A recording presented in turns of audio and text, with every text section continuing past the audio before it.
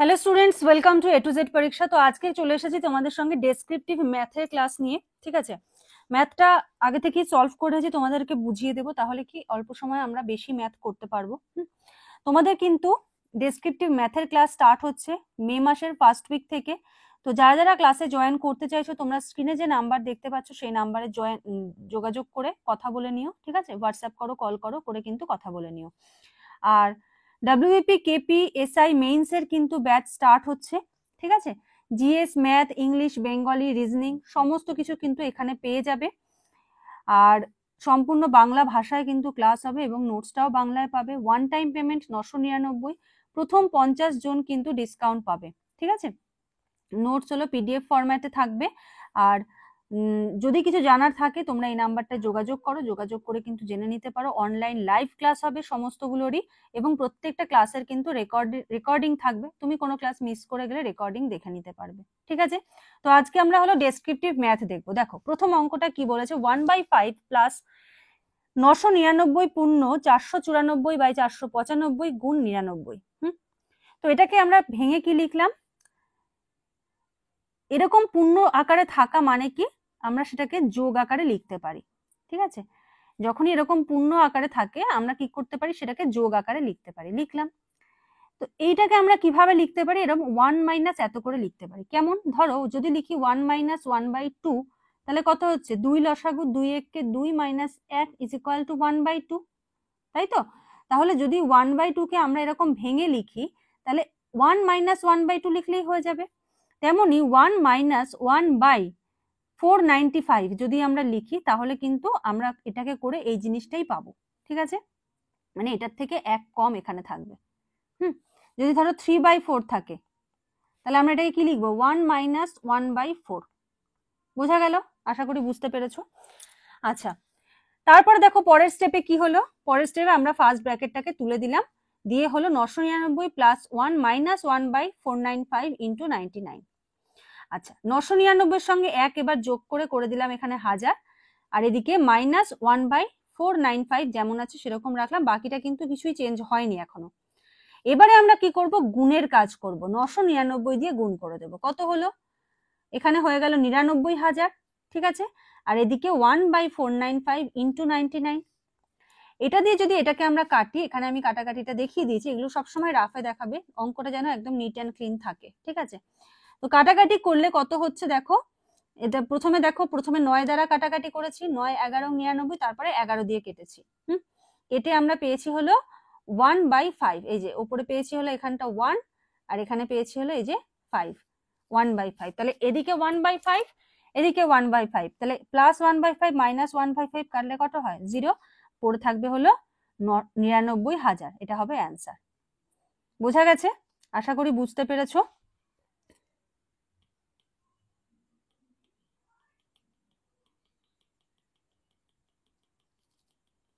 আমি একটু ব্যাক করে দিচ্ছি, না হলে এটা দেখতে নোংরা লাগবে।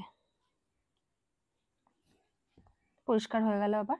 আচ্ছা, পরের অঙ্ক দেখো কি বলেছে, x plus 1/1 plus 1/3 plus 1/4 is equal two 2 হলে x এর ভ্যালু কত হবে। তাহলে প্রথমে আমরা কি করব, ঠিক এটার কাজ করব, 3 প্লাস 1/4। তাহলে কত হচ্ছে, 3 4 12 যোগ 1/4, কোনো স্টেপ জাম্প করবে না। ঠিক আছে, আচ্ছা, তারপরে কত হচ্ছে, 12 আর 1 13 যোগ 13/4। তাহলে এরকম যদি থাকে যে 1/a/b, তাহলে উল্টে গেলে কি হয়ে যাবে, b/a। ঠিক আছে, তাহলে 13/4টা উল্টে হয়ে যাবে 4/13। আবার এটা আমরা লসাগু করলাম, লসাগু হলো 13। ঠিক আছে, 13 1 13 যোগ 13 1 13, 4 1 4, 13 আর 4 কত হলো, 17/13। তাহলে 1/17/13, একই রুলস হয়ে যাবে উল্টে গিয়ে 13/17। তাহলে x ইজ ইকুয়াল টু হয়ে গেল 13/17। আচ্ছা, এখানে কত ছিল, 2 ছিল, তাহলে x is equal two 2 minus 13/17। 17 লসাগু, 17 দুগুণে 34 মাইনাস 17 1 17, 13 1 13, মাইনাস করে হচ্ছে 21/17। x is equal two 21/17। এবার ওপরে বড় সংখ্যা, নিচে ছোট সংখ্যা, তাই তো? তাহলে আমরা এখানে ভাগ করব, ভাগ করে পেলাম 1 পূর্ণ 4/17। তাহলে উত্তর কত হবে, 1 পূর্ণ 4/17। যখন তোমার এইভাবে বেরোবে, এভাবে বেরোনোর পরেও উত্তর বলে কিন্তু আলাদাভাবে এভাবে লিখবে। ঠিক আছে, তাহলে কিন্তু মার্কস পাবে। দেখা গেলো এইটুকু না লেখার জন্য তোমাকে হাফ নাম্বার কেটে নিল, কাটতেই পারে, কিছু বলার নেই। ঠিক আছে, মানে সেখানে তুমি কমপ্লেন করার কোনো জায়গা পাবে না। না,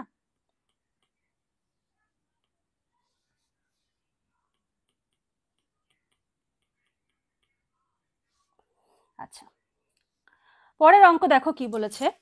আ boy has asked to multiply a number by 25। হ্যাঁ, একজন বালককে কি বলা হয়েছে। আচ্ছা, তোমাদের যে এই যে ক্লাসটা হবে না, এই ক্লাসের জন্য কিন্তু তোমরা অঙ্কগুলো বাংলাতে পাবে। হ্যাঁ, বাংলাতেও থাকবে, আবার ইংলিশেও থাকবে। ঠিক আছে, সুতরাং ওটা নিয়ে টেনশনের কোনো ব্যাপার নেই যে ম্যাম এই অঙ্কগুলো আপনি প্রশ্নগুলো ইংলিশে দিয়েছেন, তোমরা কিন্তু বাংলা প্রশ্নের অঙ্কও কিন্তু পাবে। চলো, বলেছে একজন বালককে কি বলা হয়েছে যে একটা নাম্বারকে 25 দিয়ে গুণ করতে।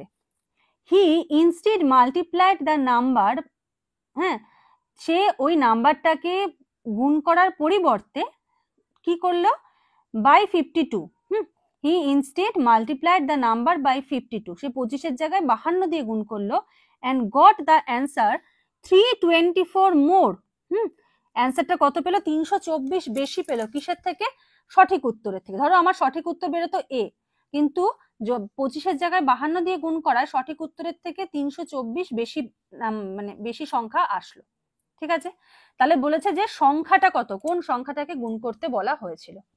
তাহলে প্রথমে ধরলাম একটি বালককে একটি সংখ্যাকে 25 দিয়ে গুণ করতে বলা হয়েছে, কিন্তু সে 25-এর পরিবর্তে 52 দিয়ে গুণ করে।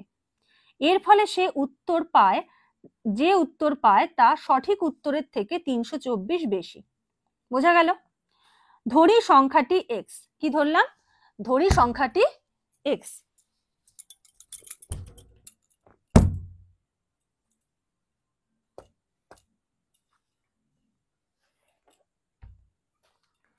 আচ্ছা, বলেছে ধরি সংখ্যাটি এক্স, যদি 25 দিয়ে গুণ করা হতো তাহলে গুণফল কত হতো, 25 into x is equal two 25x। ঠিক আছে, আচ্ছা, যদি কোনো অঙ্কে কারো বুঝতে অসুবিধা হয় তোমরা 2-3বার করে শুনো, যদি তারপরেও অসুবিধা হয় তোমরা কিন্তু আমাকে কমেন্ট সেকশনে জানিও, নেক্সট ডে আমি আবার সেটা বুঝিয়ে দেবো। ঠিক আছে, কিন্তু 52 দিয়ে গুণ করায় গুণফল কত হলো, 52x।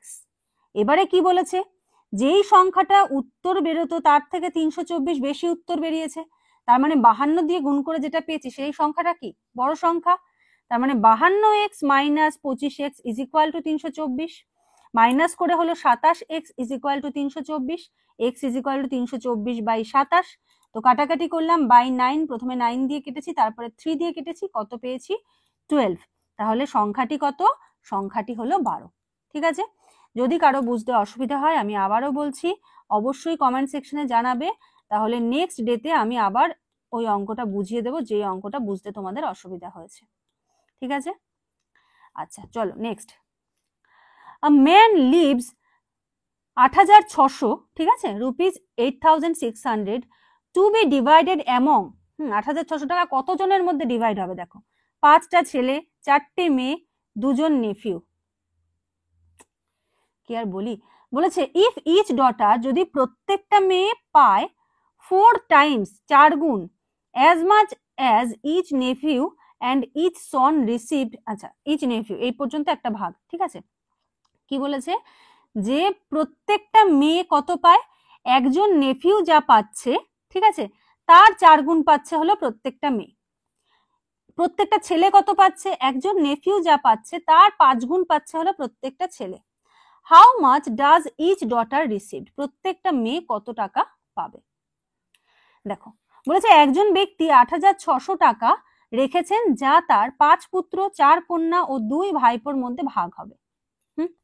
একজন ভাইপো যা পায় তার 4 গুণ টাকা পায় একজন কন্যা এবং 5 গুণ টাকা পায় একজন পুত্র। খুব ভালো করে এই লাইনটা বুঝবে, এই লাইনের মধ্যে সব অঙ্ক রয়েছে। কি বলতো, ডেসক্রিপটিভ ম্যাথ হলো বোঝার জিনিস, এটা মুখস্থ করার কোনো জিনিস না। তুমি একবারের জায়গায় 2বার জিজ্ঞেস করো, 10 বার জিজ্ঞেস করো, আমি বুঝিয়ে দেবো, ভালো করে বুঝতে হবে। কনসেপ্ট ক্লিয়ার হলে তুমি এমনি অঙ্কটা করতে পারবে। ঠিক আছে, আচ্ছা ধরি একজন ভাইপো পায় x টাকা, তাহলে 2জন ভাইপো কত পায়, 2x টাকা। একজন কন্যা কত পাবে, এই x এর সঙ্গে 4 গুণ করতে হবে 4x, কারণ 4 গুণ টাকা পায়। এখানে আমরা অলরেডি এটা লিখে দিয়েছি, সুতরাং দ্বিতীয়বার আর লেখার দরকার নেই। 4জন কন্যা কত পাবে, 16x। আচ্ছা, একজন পুত্র কত পায়? 5x 5 গুণ, তাহলে 5 জন পুত্র পাবে 25x। কেন বার করতে হলো এগুলো? কারণ মোট টাকার পরিমাণ বলেছে 8,600। তো 25, 16, 2 টোটাল 8,600, যোগ করে হলো 43, 43 বাই 8,600 করে কত বেরোলো? এই যে 43 দিয়ে একবারে কেটে 200 টাকা বেরোলো। তাহলে x ইকুয়াল টু কত বেরোলো? 200। এক্স আমরা কোনটাকে ধরেছি? একজন ভাইপো পায়। আর উত্তরে আমাদের কি চেয়েছে? প্রত্যেকটি কন্যা কত পায়। তাহলে একজন ভাইপো পাবে 200 টাকা, একজন কন্যা পাবে কত? 4x। তাহলে 4 ইন্টু এক্স, 4 ইন্টু 200, 800 টাকা। মানে উনি টাকাটা এত ভাগে ভাগ করে গেছেন, সেটা হলো আর ছেলে মেয়ে ভাইপো এদের মধ্যে মানে গন্ডগোল লাগানোর জন্য উনি ভাগ করে গেছেন।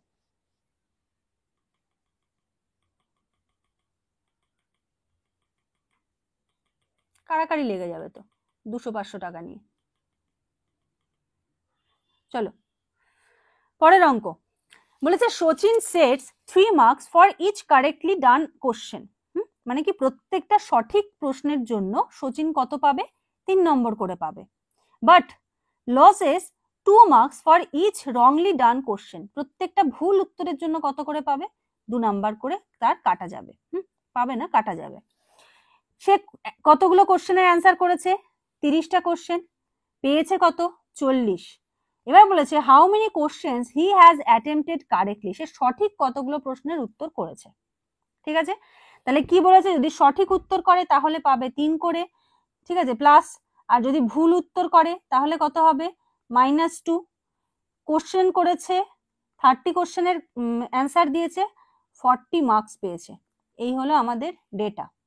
তো লেখা শুরু করছি। দেখো, সচিন প্রতিটি সঠিক প্রশ্নের জন্য পায় 3 নম্বর এবং প্রতিটি ভুল প্রশ্নের জন্য 2 নাম্বার কাটা যায়। সে 30টি প্রশ্ন করেছে। ধরি সে এক্সটি প্রশ্ন সঠিক করেছে। কি ধরলাম? সে এক্সটা প্রশ্ন সঠিক করে, তাহলে প্রতিটা সঠিক প্রশ্নের জন্য কত করে থাকছে?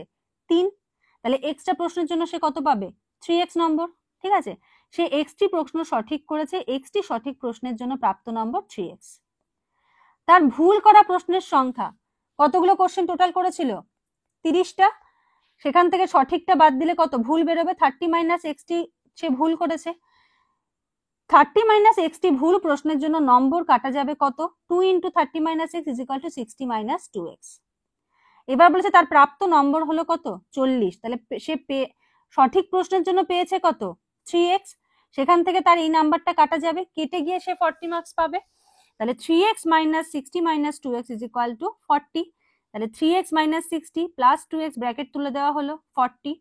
60টাকে ওপাশে নিয়ে যাওয়া হলো, মাইনাসটা প্লাস হয়ে গেল, 60 + 40, আর এদিকে 3x + 2x। 5x = 100, x = 100।